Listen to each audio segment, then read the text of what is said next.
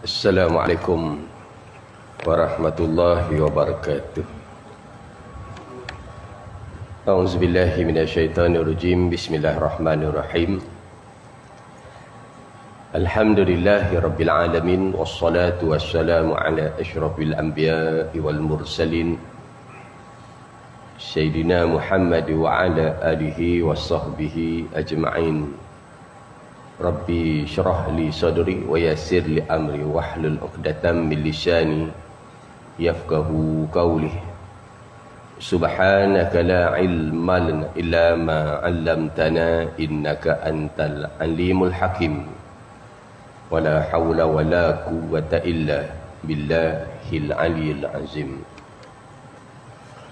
Qala Allah ta'ala fi kitabihil aziz. A'udzubillahi minasyaitonirrajim. Bismillahirrahmanirrahim. Qul huwal qadiru ala an yab'atsa 'alaikum 'adzaban min fawqikum aw min tahti arjulikum aw yalbisakum syi'an wa yudhiqa ba'dakum ba'sa ba'd. Unzur kaifa nusarriful ayati la'allahum yafqahun.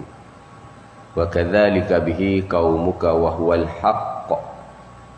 Qul lastu 'alaikum biwakil likulli naba'in mustaqarrun wa sawfa ta'lamun. Wa idza ra'aital ladzina yahuduna fi ayatina fa'rid anhum hatta yahudu fi haditsin ghairi. Wa imma yunsiyannaka syaitanu fala taq'ud ba'da dzikra ma'al qaumidz zalimin. Wa ma 'alal ladzina yattaquna min hisabihim min syai' walakin dzikra la'allahum yattaqun. Wa zaril ladzina ittakhazu dinahum la'iban wa lahwan wa gharrathumul hayatid dunya. Wa dzakkir bihi an tubsala nafsum bima kasabat laisa laha min dunillahi waliyyun wala syafi'. Wa in ta'dil kulla 'adlin la yu'khadh minha ulaika alladzina ubsilu bima kasabu lahum syarabun min hamimin wa 'adzabun alimun bima kanu yakfurun. Shadaqallahul azim.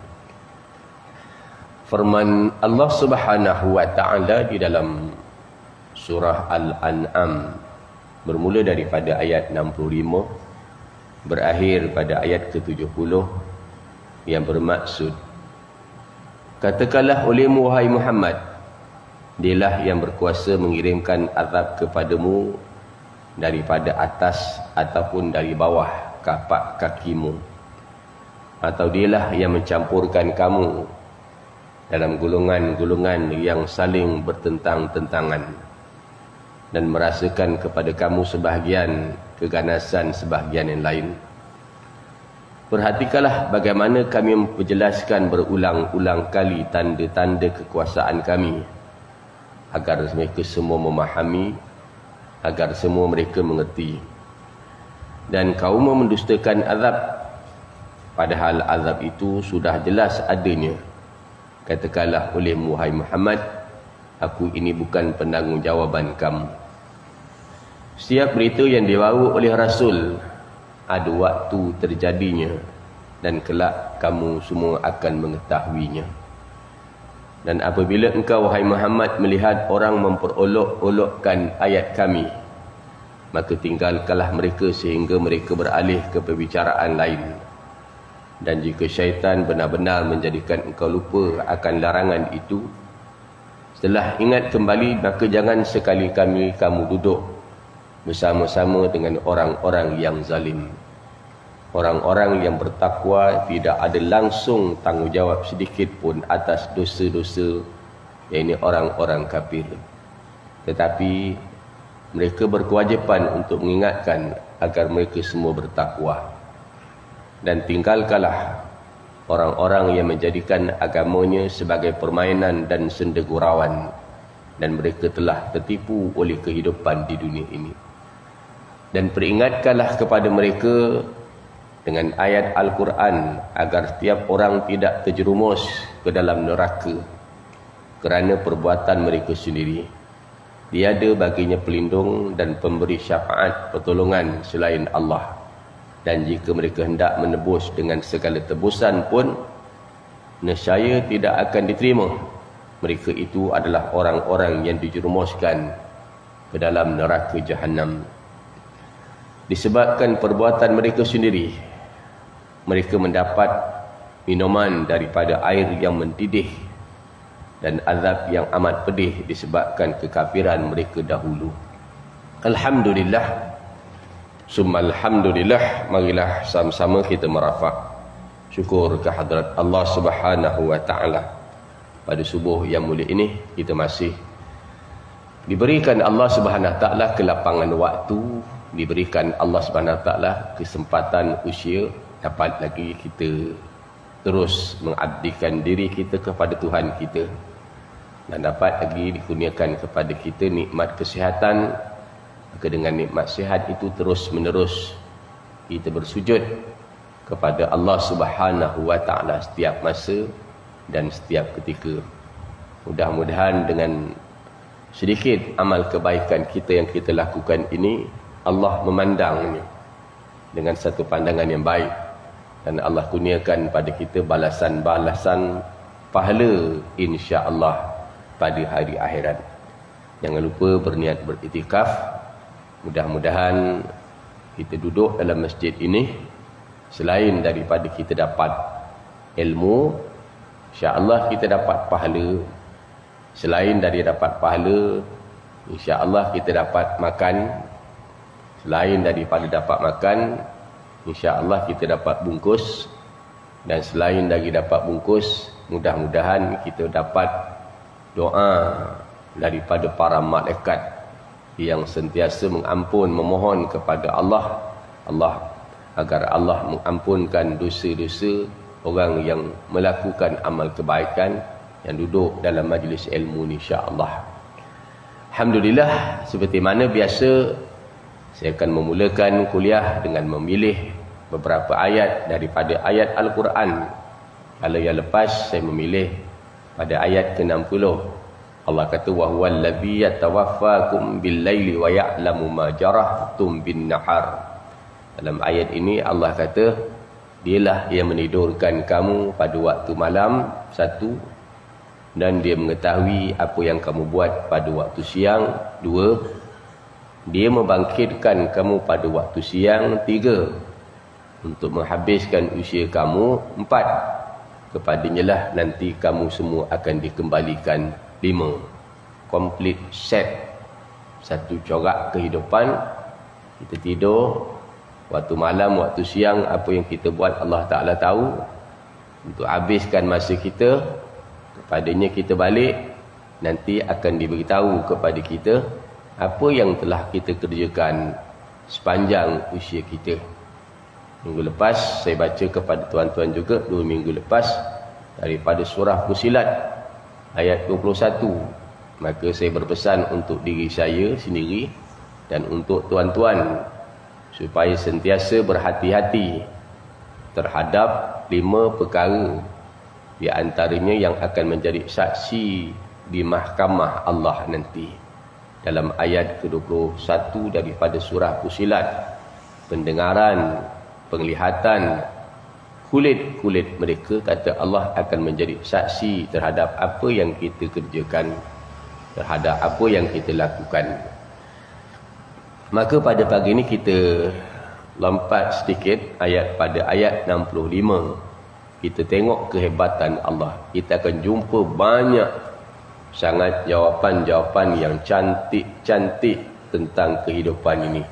Sama ada kehidupan di dunia ataupun kehidupan kita di akhirat nanti. Apa kata Allah? Dan katakanlah olehmu wahai Muhammad, dialah yang berkuasa mengirim azab kepadamu daripada atas ataupun dari bawah tapak kakimu. Satu-satu azab, dialah Tuhan yang berkuasa menurunkan azab. Selepas wabak COVID-19, kita tengok pula apa yang berlaku di Kedah, banjir lumpur yang banyak merosakkan. Dia tak akan berlaku sebegitu sahaja. Tapi itulah kekuasaan Allah.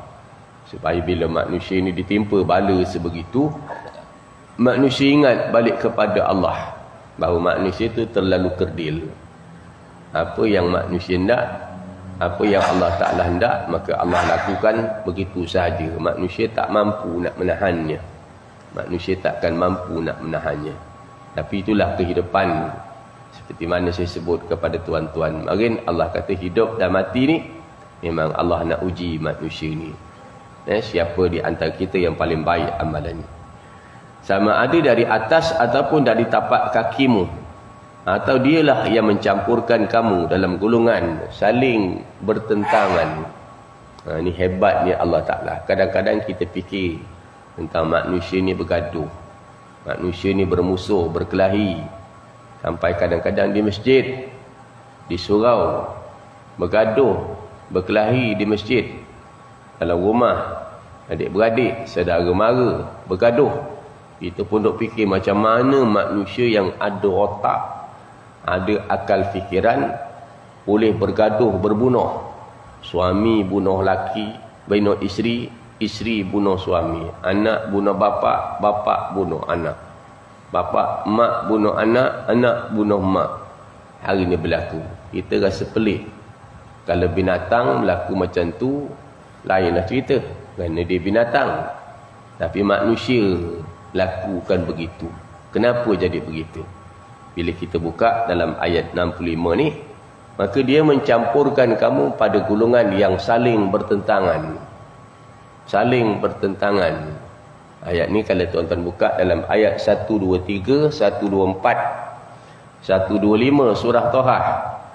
Allah Ta'ala kata, turunlah kamu bersama-sama dari dunia ni.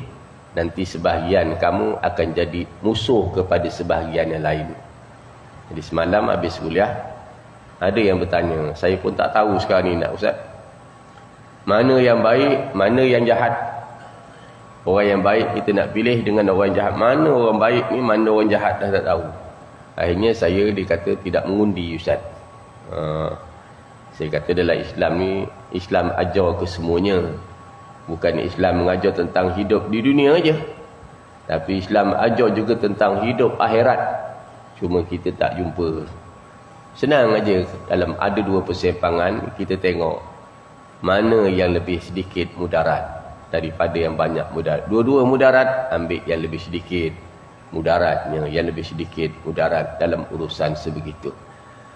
Maka kata Allah, dialah yang mencampurkan kamu dalam golongan saling bertentangan. Kadang-kadang kita pening, dekat masjid, satu masjid pun bergaduh, satu surau pun bergaduh. Walhal semayang satu imam, satu kiblat dia, kan? Tapi bertentangan, dan merasakan sebahagian kamu keganasan sebahagian yang lain.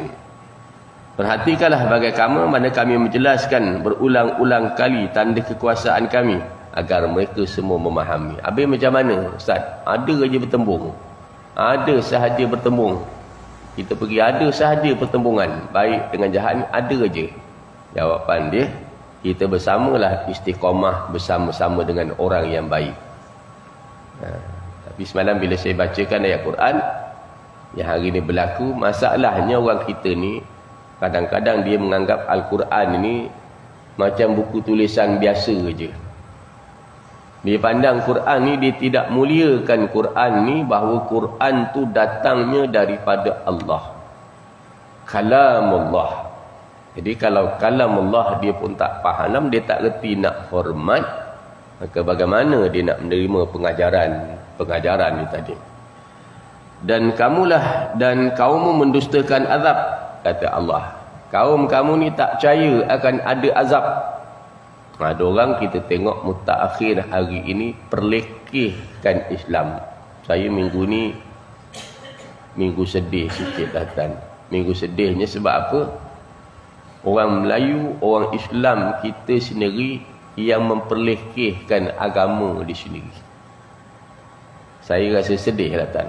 Walaupun banyak benda yang kita sedih, tapi dalam bab orang Islam pelekehkan agama dia sendiri, macam mana orang Melayu Islam pelekehkan.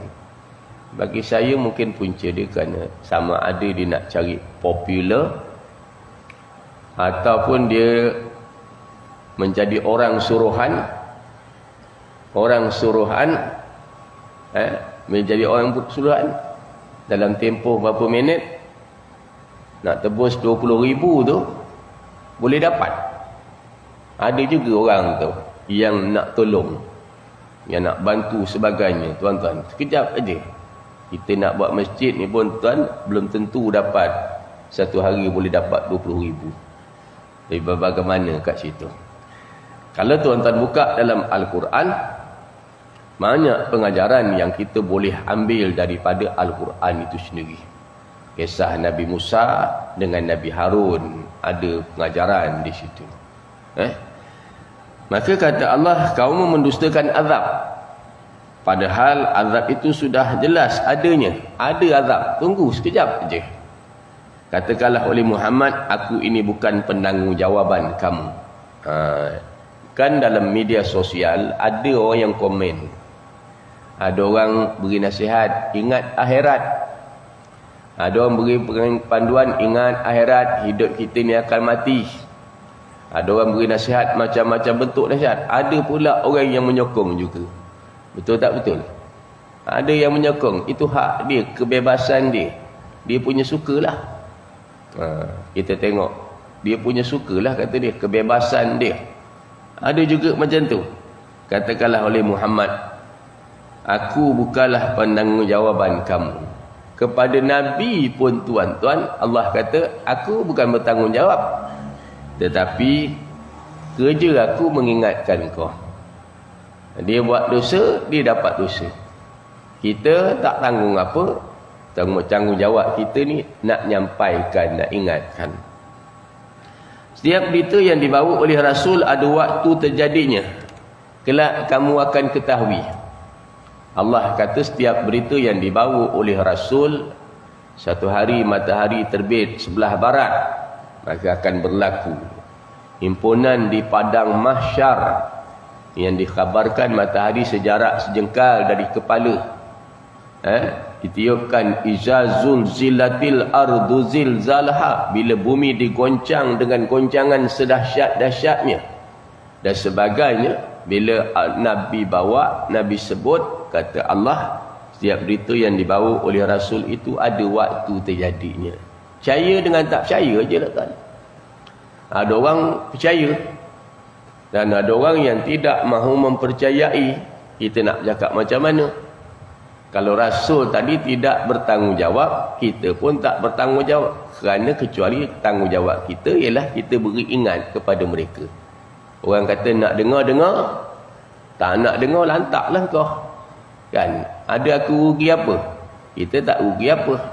Tapi sifat orang Islam ni dia kena ada, orang kata, orang yang beriman, yang sempurna iman dia, marra minkum munkaran falyughayyiru biyadihi fa illam yastati fa bilisani fa illam yastati fa biqalbi. Siapa nampak satu kemungkaran, maka hendaklah dicegah dengan tangan dia. Kalau ada kekuasaan, cegah kekuasaan dia. Kalau tak ada kekuasaan, maka Islam ajar cegah dengan lidah dia. Cakap. Dengan lidah kita cakap. Hari ni dah tak ada dengan lidah, orang mungkin pakai handphone. Melalui komen-komen. Orang letakkan komen itu, nak betulkan dengan tangan, dengan lidah. Paling tak ada. Dan paling tak ada pun dalam hati. Kita rasa terguris. Kita rasa sedih. Macam mana orang Islam boleh menghina agama Allah? Islam ni bukan agama kita. Bukan agama mak bapak kita. Bukan agama Nabi Muhammad. Tapi agama Allah. Allah yang menciptakan agama ini tadi. Tak berti mana agama-agama lain manusia buat. Bila manusia buat, dah tentu ada kurang dia. Bila manusia buat, dah tentulah ada kekurangan dia. Tapi oleh kerana Islam ni, Allah kata, innad dina indallahil Islam. Agama yang diakui Allah ni agama Islam. Tak dapat tiada Islam, mestilah satu agama yang cukup sempurna. Agama yang memang sempurna, agama Allah. Jadi bila orang hina, kita rasa sedih lah kan. Paling tak ada tadi, marra aminkum munkaran falyughayyiru yadi fa illam yastati fa bilisani fa illam yastati fa biqalbi wa dzalika adhaful iman. Dalam hati kita ni ada rasa paling tak adalah hatilah. Kenapa jadi macam ni? Kita dengar ucapan yang mengatakan Nabi Muhammad tu babi beruk apa semua kan. Rasa tak hati kita ni? Kalau ada rasa hati terasa, alamak kenapa ni? Kenapa? InsyaAllah adalah lagi iman kita. Kalau kita main tak kisah aja gitu, itu boleh fahamlah maksudnya hati kita tu di mana iman kita kepada Islam tu. Kan? Tu zaman-zaman sahabat dulu dia punya sayangnya kepada agama Allah ni. Dia punya kasihnya kepada agama Allah. Kerana mereka memahami. Zaman sekarang, saya minta maaf cakaplah kerana kejahilan. Kerana kejahilan. Ramai manalah orang yang belajar agama hari ini tuan-tuan. Ramai manalah kalau tuan-tuan nak fikir orang yang nak duduk belajar agama hari ini. Fikir balik. Mana tempat? Orang kita sibuk sangat nak bekerja, nak belajar agama, tak ada masa kadang-kadang. Akhirnya jadi sebegitu. Kan? Dan apabila engkau wahai Muhammad, Allah suruh Nabi, ayat 68, wa idza ra'aital ladzina yahuduna fi ayatina fa'rid anhum hatta yahudu fi haditsin ghairi wa imma yunsiyannaka syaitanu fala taq'ud ba'da dzikra ma'al qaumiz zalimin. Seterusnya Allah kata kepada Nabi, dan apabila engkau wahai Muhammad melihat orang memperolok-olokkan ayat-ayat kami, maka tinggalkanlah mereka.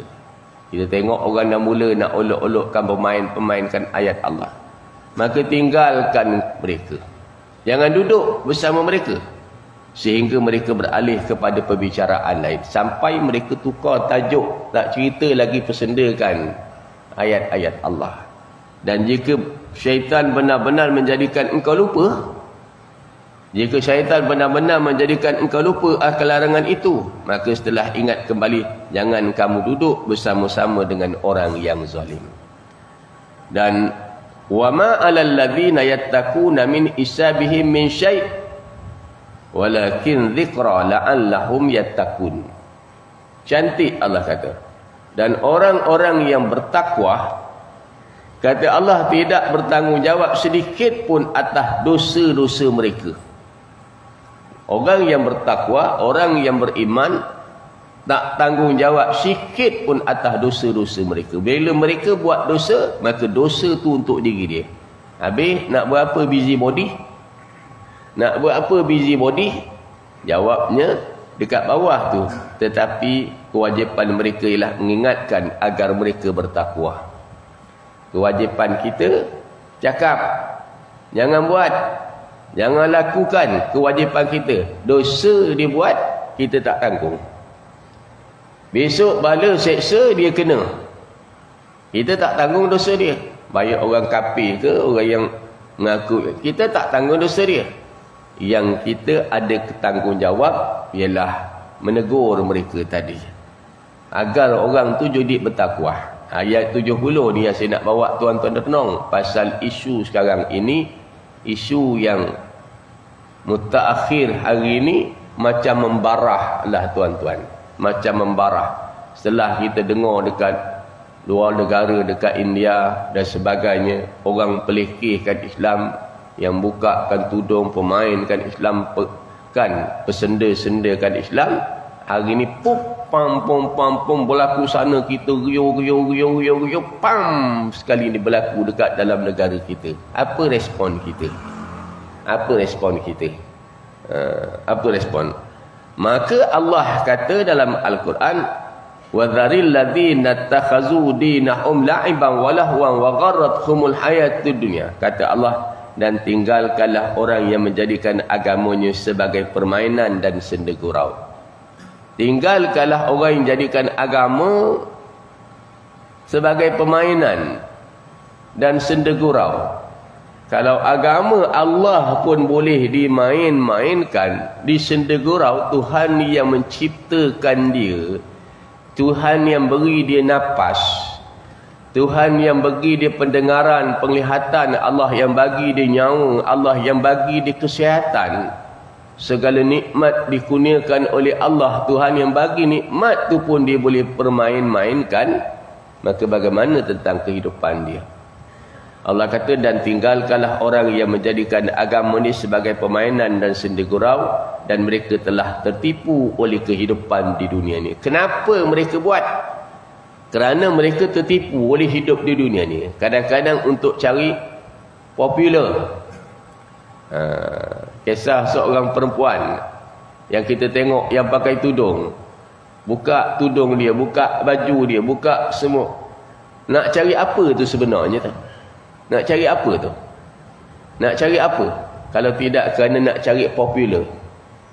Nak cari apa, orang cerita hebat dan sebagainya. Sekarang ni musim-musim gitu kan. Nak cari orang apa, TikTok apa, nak dapat nama.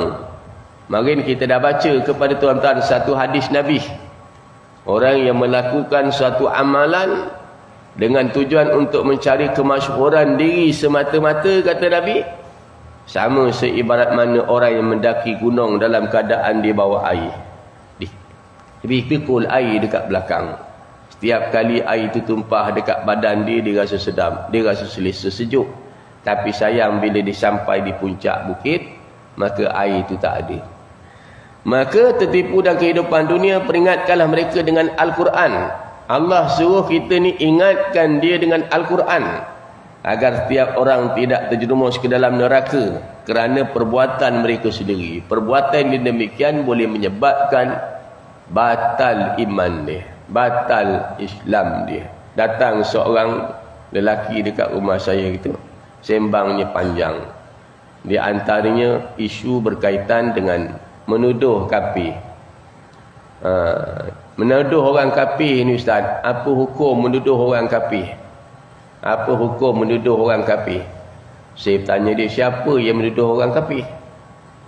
Siapa yang menuduh orang kafir? Adalah zaman dulu nuduh orang kafir. Lalu saya kata, awak nak masuk rumah, ada pintu masuk dan ada pintu keluar. Ada pintu masuk dan ada pintu keluar. Masuk masjid ada pintu masuk dan ada pintu keluar. Maka awak nak sembahyang, ada pintu masuk sembahyang, takbiratul ihram, ada pintu keluar sembahyang, assalamualaikum. Puasa ada pintu masuk puasa, ada pintu keluar. Wuduk ada juga perkara yang membatalkan wuduk. Sembahyang ada perkara yang membatalkan sembahyang. Puasa ada perkara yang membatalkan puasa. Awak belajar tak pintu masuk Islam mengucap, pintu keluar tu awak baca tak? Awak belajar tak pintu keluar Islam? Perkara membatalkan sembahyang tu awak baca, perkara membatalkan puasa tu awak baca. Tapi awak baca tak perkara yang membatalkan 2 kalimah syahadah? Perkara yang membatalkan iman tu awak baca tak? Awak baca ke tak baca? Bila tak baca inilah jadi masalahnya. Ya, sebab iman ni batal. Dulu saya pernah sebut kepada tuan-tuan, tak seperti mana kambing kita mati. Kambing kita mati, kita nampak depan mata, sayangnya kambing besar-besar mati, lembu besar-besar mati, sayang. Bagaimana kalau iman kita tu mati, rosak, batal iman kita? Allah kata, wa qadimna ila amilum min amalin faja'alnahu aba'an mansurah. Kami jadikan amal yang kamu pandang baik, kata Allah, lalu terbuang sebegitu sahaja. Yang inilah yang kena belajar. Bab yang membatalkan iman. Dan berarti ada bagi mereka pelindung, kata Allah, dan pemberi syafaat. Besok pada hari akhirat, kata Allah, tidak ada pelindung bagi mereka. Yang nak melindung mereka tak ada. Dan pemberi syafaat yang nak beri pertolongan sekarang ada.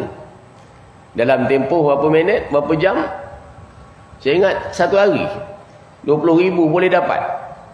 Sap. Ramai yang nak jadi peguam, ramai nak menyolong kan, dalam tempoh masa sekejap aja sekarang ni. Kan? Bukan 20,000. Saya ingat kalau 50,000 pun, saya ingat 100,000 pun tuan-tuan akan ada. Tadi kita dah baca golongan yang saling bertentangan. Ada orang suka pada baik dan ada orang suka buat jahat. Memang akan berlaku sebegitu. Bukan 50,000, 100,000 pun akan ada orang bayar. Percayalah cakap saya. Kan? Maka kata Allah, besok pada hari akhirat tiada bagi mereka pelindung dan pemberi syafaat pertolongan selain Allah. Dan jika mereka hendak menebus dengan segala tebusan, hari ni boleh tebus kan? Boleh ikat jamin kan? Berapa ribu ikat jamin dia? 20,000. Yang satu lagi ni tak tahu ni, yang membabikan Nabi Muhammad ni tak tahu lagi. Sampai saya duduk terfikir, apa salahnya Nabi kita, Nabi Muhammad, dengan dia yang sampai dia boleh membabikan Nabi tu? Apa salahnya Rasulullah tu? Rasulullah, apa salah Rasulullah dengan tak kena mengena dengan kita? Dia ajak manusia ni untuk selamatkan manusia dunia dan akhirat. Tapi nak buat macam mana tuan? Jika mereka hendak menebus dengan segala macam tebusan, ayat yang lain Allah kata orang kafir dia ada harta penuh dunia, dan sekali lagi penuh dunia, 2 kali penuh dunia. Dia nak tebus diri dia besok pada hari akhirat, maka Allah Ta'ala tak terima. Agak-agaknya 20,000 ni boleh terima ke? Kan? Nescaya tidak akan diterima. Mereka itu adalah orang yang dijumuskan ke dalam neraka disebabkan perbuatan mereka sendiri. Disebabkan perbuatan mereka itu sendiri, kata Ustaz Azhar Idrus, tanda ingatkan, ingat orang tu betul-betul ingat tu. Besok di saat dia mati, kata dia, orang ni tak boleh disemayangkan. Orang yang keluar daripada Islam, kafir dah, dia mati tak boleh semayangkan. Jangan rajin-rajin nak semayang. Ada pula nak rajin-rajin semayang. Tak boleh.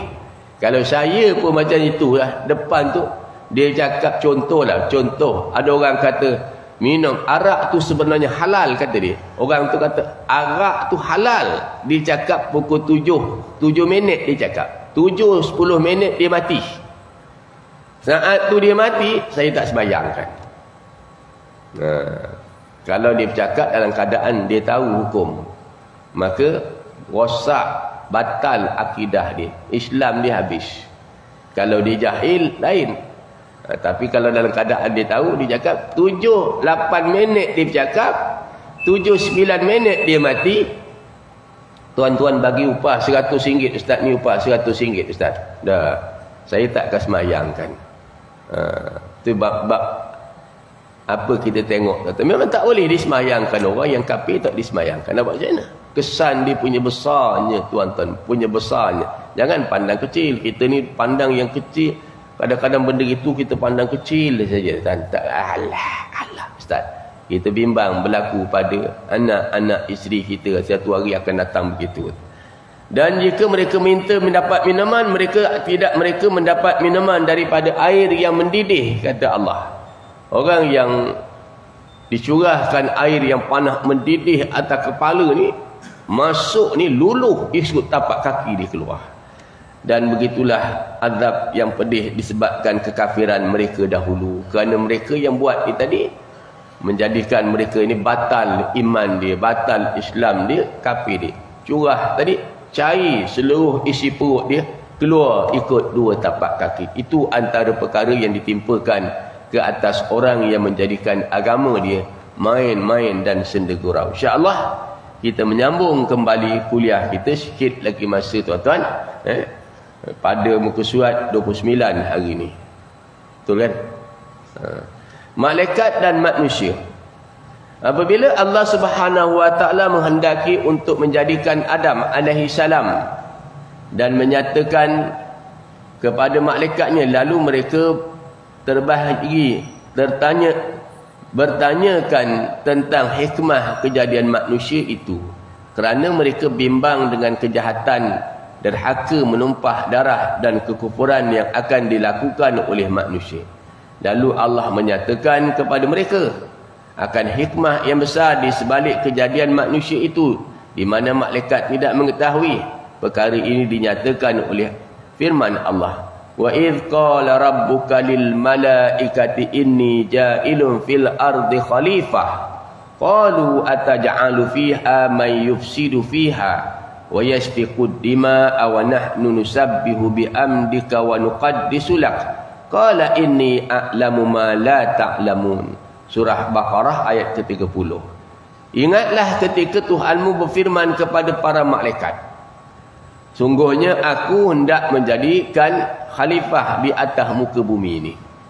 Kata Allah pada malaikat, aku nak jadikan khalifah, pengurus, mentadbir bumi ini tadi. Maka mereka berkata, malaikat berkata, mengapa engkau nak jadikan khalifah? Nak berapa lagi buat manusia kat dunia ni? Maka menjadi khalifah itu yang orang yang akan membuat kerosakan padanya, yang menumpahkan darah, berbunuh dan menumpahkan darah. Padahal kami sentiasa bertasbih dengan memuji engkau, sentiasa bertasbih puji engkau. Nak buat apa lagi buat lagi? Kalau kamu buatkan manusia ni dia menumpah darah, kami ni bagus, kami ni sentiasa tunduk melaksanakan perintah engkau. Maka Tuhan berfirman, sesungguhnya aku mengetahui apa yang tidak kamu ketahui. Aku tahu. Aku tahu. Yang apa benda yang kamu tak tahu. Kamu tak tahu banyak benda. Aku tahu, kata Allah. Seterusnya Allah merintahkan para malaikat supaya sujud kepada Nabi Adam AS. Bayangkan, dahlah malaikat Allah jadikan dulu daripada manusia. Manusia ni dijadikan kendian. Bila dah jadikan kendian, dah siap manusia, Allah Ta'ala suruh malaikat sujud. Kalau tuan-tuan duduk dekat masjid ni, dah lama dekat masjid, tiba-tiba datang orang baru dekat masjid, ataupun orang muda dekat masjid, tuan-tuan disuruh beri hormat kepada dia. Agak-agak tuan-tuan terima hormat dia? Nak hormat tak agak-agak? Kita akan jawab, engkau dengan aku siapa dulu makan garam? Kita akan jawab gitu. Dalam bab ini Allah jadikan malaikat dulu. Lepas tu Allah jadikan Adam. Bila dah jadikan Adam, Allah perintah, wa idh qala rabbuka lil malaikati inni ja'ilun inni khaliqum basyaran min tin fa idza sawaituhu wa tafahtu fihi ruhi faqa'u lahu sajidin. Ingatlah ketika Tuhan berfirman kepada malaikat, sungguhnya aku akan menciptakan manusia, aku akan menciptakan manusia dari tanah. Maka apabila telah ku sempurnakan kejadiannya dan ku tiupkan kepadanya roh ciptaanku, maka kamu hendaklah tersungkur dengan sujud kepadanya. Nampak tak tuan-tuan?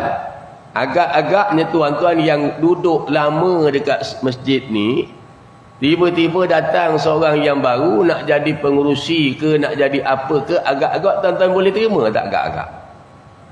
Orang lama dengan orang baru. Kalau zaman sekarang ni, orang politik yang lama dengan yang baru, dia akan tolak, kita lebih lama lah, pengalaman kita lebih banyak. Maka sebegitu juga bila Allah Ta'ala jadikan jin, dah jadikan malaikat, dah jadikan jin, Allah jadikan manusia. Orang kata kalau ikut susun adik bungsu lah tu. Tiba-tiba Allah Ta'ala yang lain daripada api, daripada cahaya.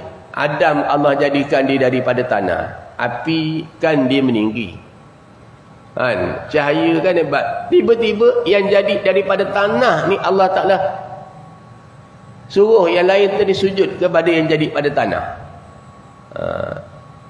Satu sujud, satu lagi tak nak sujud. Siapa yang sujud? Malaikat sujud. Malaikat dia sujud, dia tak banyak cakap. Tapi jin daripada api dia jawab, khalaqtani min nar wa khalaqtahu min tin. Kamu jadi aku ni dari api, kamu jadi Adam ni daripada tanah. Mana mulia? Api dengan tanah ni mana lebih mulia? Mana lebih mulia? Dia sombong, dia angkuh. Aba wastakbara wa kana minal kafirin. Kalau kita lihat dalam peristiwa korban yang hari itu, Bagaimana khutbah jemaat tu bacakan berkaitan Nabi Adam cakap, Nabi Ibrahim cakap dengan bapa dia, aku dalam tidur aku mimpi nak sembelih kamu. Saya bila dengar macam tu tuan-tuan, nak sembelih anak. Apa jawab Nabi Ismail bila Nabi Ibrahim nak sembelih? Apa jawab Nabi Ismail? Cuba tuan-tuan bayangkan dengan anak kita hari ni kita bercakap. Agak-agak apa jawab anak kita? Apa jawab anak kita? Agak-agaknya anak kita jawab apa kalau kita cakap macam tu? Kalau berani, mungkin anak kita akan jawab gitu. Tapi mereka yang dulu, kalau ini perintah Allah, silakan. Kalau ini perintah Allah, maka silakanlah ya Allah. Silakanlah wahai ayah, buat sembelihlah. Kalau ini perintah Allah.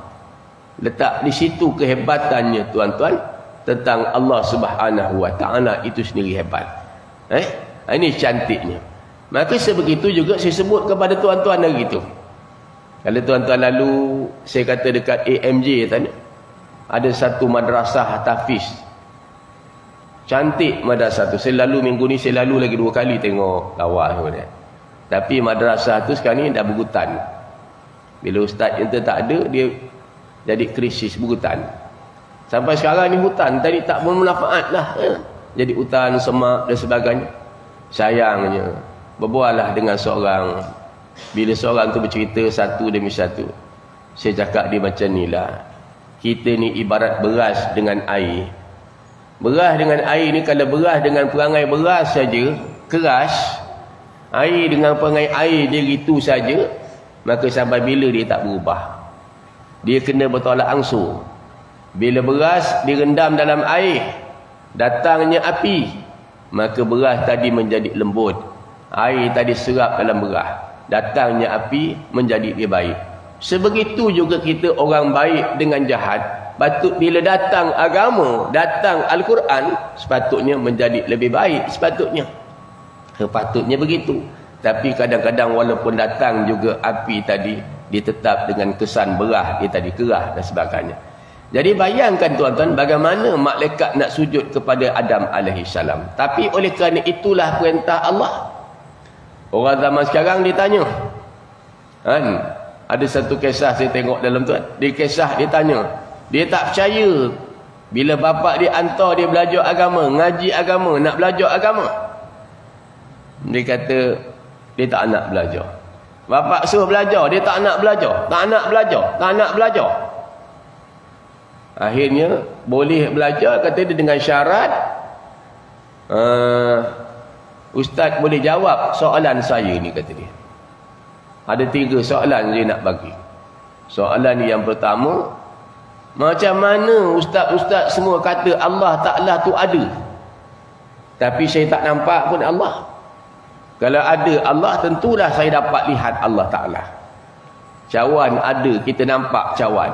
Botol ada, kita nampak botol. Kalau Allah ada, kata dia, tentu kita nampak Allah.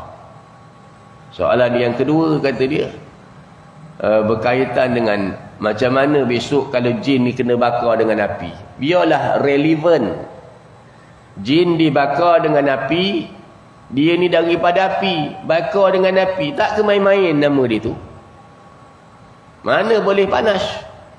Dan yang ketiga, saya tak percaya ini qada dan qadar Allah ni, semua saya tak percaya. Berlaku begini sebab gini-gini. Tak ada qada-qadar, tak ada istilah qada-qadar, tak ada. Kalau ustaz boleh jawab, baru saya duduk ngaji dengan ustaz. Betul kata ustaz, awak nak jawab? Betul. Betul kau nak jawapan dia? Betul. Betul kau nak jawapan dia? Betul. Ustaz angkat tangan, pang, kepala kau sekali. Kau berpida kepala kena penampar. Itu kadang-kadang sekali-sekali memang macam tu kan. Terpinga-pinga berasap hidung tu. Kenapa ustaz tampar saya? Sakit tau. Kata ustaz, betul ke sakit? Sakit ustaz, tak kira-kira tampar orang, pepah orang cukup-cukup ni, tak kira ke? Sakit tau. Sekuat-kuat ustaz. Sakit ke, kata dia? Sakit lah. Kata ustaz, cuba awak tunjukkan saya mana dia sakit. Mana dia sakit? Ni sakit ni. Ini pipi. Mana dia sakit? Sakit mana sakit? Sakit tu mana? Ni pipi sakit, mana sakit? Ada sakit kan? Tapi cuba awak tunjuk mana sakit. Tak jumpa. Yang kedua, awak kata jin tu dari api kena bakar panas ke? Tak relevan agama ni. Tak relevan. Ni tangan saya ni kulit dah. Muka awak tu pun kulit. Sakit tak? Tahu pun. Besok api jin esok dibakar, begitulah dia kata. Yang ketiga, awak tahu tak hari ni awak terfikir tak awak hari ni kena tampar? Langsung tak terfikir. Saya pun hari ni tak terfikir menampar orang. Inilah kadar-kadar. Ada kadar-kadar. Baru tahu tuan. Bagus juga kadang-kadang cerita-cerita begitu kan. Baru dia nak duduk ngaji kan. Kalau tak nak. Jadi benda-benda gini, lalu seluruh malaikat itu sujud semuanya melainkan iblis. Ada juga yang engkar. Ada juga yang engkar. Sebab apa? Malaikat tadi dia tahu dia hamba Allah. Kita ni tahu tuan-tuan, tapi kita hamba Allah. Kita tahu kita ni hamba Allah. Hamba. Wa ma khalaqtul jinna wal insa illa liya'budun. Kita ni hamba, kita tahu. Ada yang sujud dan ada yang tak sujud. Hari tu musim raya. Saya buat kuliah tuan-tuan, musim raya. Hari tu buat kuliah dekat satu tempat. Orang kata, Ustaz, malah raya pun Ustaz buat kuliah. Apa lu Ustaz? Saya kata orang jemput, orang nak dengar kuliah. Saya sampaikan, kenapa? Raya tak boleh kuliah ke? Raya tak boleh kuliah ke? Islam mana ada ketepikan ilmu, saya kata. Islam tak ada ketepikan ilmu lah. Apa dalil Ustaz? Orang raya haji, nak raya, disuruh dengar khutbah raya. Raya puasa, nak raya, sibuk nak buat ketupat. Mayang tu nak raya, nak pergi tam-tam tu bakar mercun. Nak pergi rumah orang, nak pergi jemputan, nak pergi gini. Dengar khutbah dulu. Dan hari Jumaat, raya mingguan, dengar khutbah dulu. Betul tak betul? Tunjukkan bahawa Islam tidak pernah kesampingkan dengan ilmu. Sehingga Nabi kata, man arada dunia, siapa nakkan dunia, kata Nabi, dengan ilmu. Siapa nakkan akhirat, dengan ilmu. Ada seorang tanya saya, Ustaz, ada orang hutang saya Ustaz 500,000 Ustaz, tak bayar. Ilmu agama dia banyak. Lalu saya kata, ilmu lain ji, amal lain. Ilmu ni lain, amal lain. Kena faham sebegitu. Tapi ilmu ni, bila ada ilmu, ada yang kita beramal segera, ada yang kita belum beramal nanti-nanti. Tapi yang bagusnya ilmu tu kita beramal. Sama jugalah tuan-tuan. Kalau kita hari tu buat korban, saya kata kalau tuan-tuan nak daging lah, kalau kita nak daging lah Haji Jeb, saya ingat saya boleh dapat 8 peti ais lah agaknya daging. Betul tak betul? Sejalan hari yang raya pertama tu saya dah pusing dulu. Mula-mula pergi Pek Raja dulu. Jumpa Haji Jeb. Berapa ekor sembelih lembu? 5 ekor. Ustaz daripada mana? Saja tengok. Agak-agak dia bagi tak? Paling tak ada 3-4 kilo dia bagi. Daripada sini pergi pula ngalir sikit jalan Pek Jawa sikit. Pusing sana, singgah sana, tinggal Pek Raja sana-sana. Saya ingat satu hari tu 2 peti ais dapat. Besok pergi pula sebelah Melaka pula. Lusa pergi ke sebelah Tangkak pula. 4 hari 5 hari tu tak dapat 4 peti ais. Kita bukan kerana nak daging, kita buat korban ni kerana itulah perintah Allah. Inna a'tainakal kausar fasalli li rabbika wanhar inna syani'aka huwal abtar. Sebab nikmat Allah bagi kita ni banyak. Bila nikmat tu banyak, maka kita berterima kasih. Allah suruh sembahyang, Allah suruh laksanakan ibadat korban. Tu kena faham. Jadi lalu seluruh malaikat itu sujud. Bila sujud, ada yang tak nak sujud. Ini bukan biasa-biasa. Yang dulu Iblis dia sombong. Lalu dan sombong, dan adalah ia termasuk dalam golongan orang yang kafir. Dalam golongan yang kafir. Macam tu juga kita duduk majlis ilmu tuan-tuan, duduk dalam majlis kuliah. Ada orang minta ini Ustaz, minta. Saya kata minta maaf cakaplah. Kita di Malaysia ni, saya kata nak ngajar ilmu, Kalau 14 negeri kita nak pergi, ada 14 tauliah kena minta. 14 negeri nak pergi tuan-tuan, 14 tauliah kena minta. Johor lain, kat Selangor kan lain, dekat Melaka kan tauliah lain. Macam mana satu tauliah tu nak lepas tuan-tuan? Paling-paling tak ada saya ingat 2 tahun, 3 tahun tak tuan-tuan. Macam mana cakap? Kan? Nak buat kerja dalam masa yang sama. Tuan-tuan dengar khutbah Jumaat hari tu kan? Khutbah Jumaat dia baca surah Shaf. Ya ayyuhalladzina amanu hal adullukum ala tijaratin tunjikum min adzabin alim. Sukakah kamu aku tunjukkan satu perniagaan, kata Allah, yang dapat menyelamatkan kamu dari azab yang pedih. Kan tuan-tuan dengar khutbah Jumaat hari tu. Bagi orang lelaki lah. Kan? Tapi macam tu juga tuan-tuan.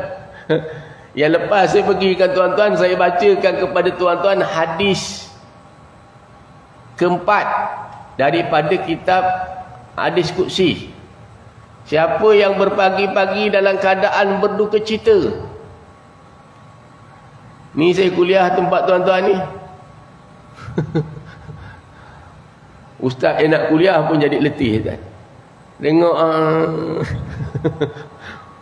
letih kan, letih. Seterusnya Allah mengajar Adam memberi salam kepada malaikat. An Abi Hurairah radhiyallahu anhu qala Rasulullah sallallahu alaihi wasallam, daripada Abu Hurairah radhiyallahu anhu katanya Rasulullah sallallahu alaihi wasallam telah bersabda, Allah telah menjadikan Adam menurut rupanya tingginya 60 hasta.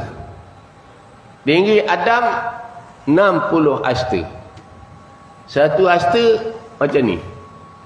60 hasta macam mana? 60 hasta. Kan?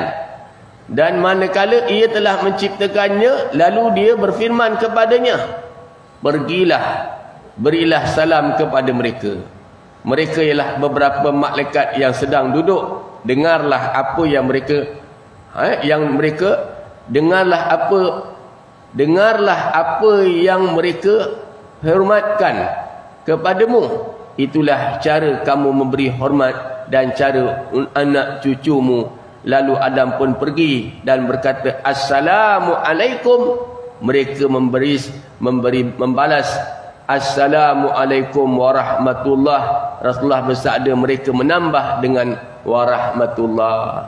Berilah kat mereka, aku dah jadikan kau ni 70 hasta, 60 hasta tinggi dia tadi, 60 hasta.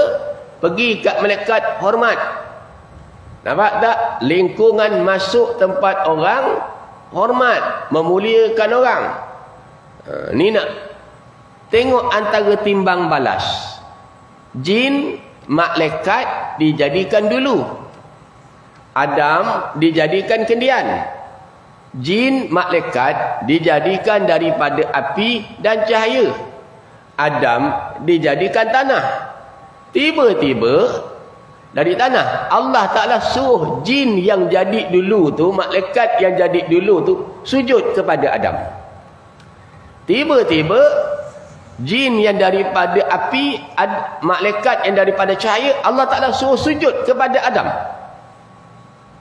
Agak-agak boleh terima tak? Agak-agak kita hari ni agak-agak boleh terima tak tuan-tuan? Agak-agaknya. Besar tak hati kita ni, boleh terima tak agak-agak sebegitu? Kalau perintah tu datang, katalah kita tengah duduk datang budak-budak, boleh terima tak agak-agak? Maka Allah Ta'ala ajarkan ucap salam. Hormat, hormat. Dua-dua tu hormat. Tapi sayangnya perangai iblis yang tak hormat. Satu golongan yang tak hormat. Tak hormat perintah siapa? Perintah Allah. Tuan-tuan kata pelik ustaz sama juga hari ni. Tadi saya baca kepada tuan-tuan ayat mukaddimah. Tadi saling tentangan. Malaikat memandikan Adam ketika wafatnya. Itu antaranya. Jadi bila Allah ajar, datang dekat malaikat ni, hormat. Hormat macam mana? Beri salam, Assalamualaikum. Maka malaikat jawab, Waalaikumsalam warahmatullah. Lebih sedikit muliakan tadi dengan kemuliaan yang diberi tadi. Nampak tak tuan? Di mana yang mulia? Manusia ni tuan-tuan letak kat mana yang mulia? Ya ayuhan nasu inna khalaqnakum min zakarin aw unsa wa ja'alnakum syu'uba ila li'ta'arafu inna akramakum indallahi atqakum. Semulia-mulia makhluk di sisi aku, kata Allah, bukan paling banyak harta, bukan paling besar jawatan, bukan paling tinggi jawatan, tapi yang paling bertakwa kepada Allah. Kalau dia kerja sapu sampah, bersihkan longkang, tapi dia jenis takwa. Dia bersihkan longkang, gali longkang, buang sampah tadi, dia takwa kepada Allah. Dia lebih mulia daripada orang kaya yang tidak bertakwa kepada Allah Subhanahu Wa Taala. Itu kehebatan. Kita berhenti sampai situ. Nanti kita sambung tajuk malaikat memandikan Adam ketika wafatnya. Bukan kerja malaikat yang kita belajar dulu 10 malaikat tu, tapi berbagai-bagai kerja malaikat ni tuan-tuan. Wallahu alam. InsyaAllah panjang usia kita, nyambung balik pada masa yang mendatang insyaAllah. Bismillahirrahmanirrahim. Alhamdulillahirabbil alamin. Wassalatu wassalamu ala asyrafil anbiya'i wal mursalin Sayyidina Muhammad wa ala alihi wassahbihi ajma'in. Allahumma nawwir qulubana binuri hidayatika wa futuhatika kama nawwartar arda binuri syamsika abadan abada birahmatika ya arhamar rahimin. Allahumma aghnina bil ilmi wa zainna bil hilmi wa akrimna bit taqwa jamilna bil afiyah. Ya Rabbana zidna ilma warzuqna fahma wa anta khairadz dzikin. Rabbana atina fid dunya hasanah wa fil akhirati hasanatan wa qina azaban nar. Wassallallahu ala sayyidina Muhammad wa ala alihi washabbihi wasallam. Alhamdulillahirabbil alamin. Takbir.